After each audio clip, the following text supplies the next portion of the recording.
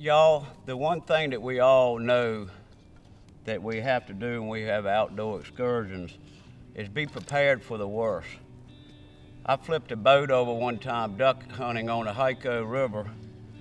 Got these four fingers, and one of my feet frostbit and had hypothermia. So if I had not had matches in this little pouch, and I mean I was probably 20 years old at the time, I'd have been in deep trouble because the fire really revived my hands and toes, but kept me through the night. So with all the technology we got now, you can use flint and all that, but if you have something like this, or you can get a little butane lighter, it's just critical when we're doing outdoor excursions to be able to get a fire going. Around Virginia, one of the easiest things to get a fire going is a pine cone. So this is an old pine cone. You can see I've got some little kindling right here.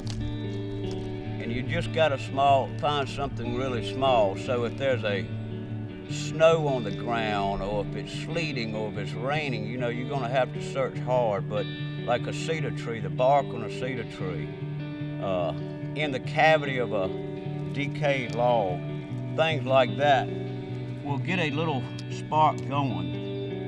And once you get a little spark going, from there, you have fuel handy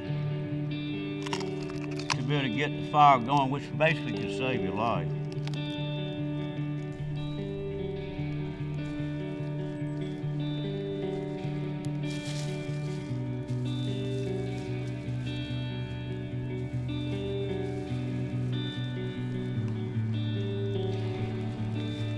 So you can see I'm getting some bigger stuff starting to go here.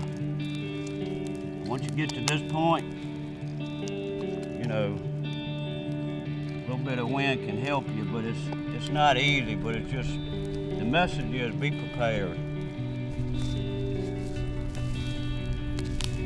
We want to make like a little teepee.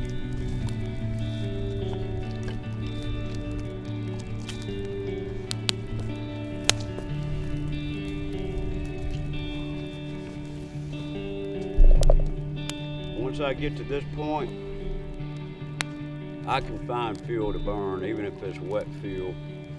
As we all know, we don't want to use green wood to really get it going to last longer, but it's nothing like heat, man.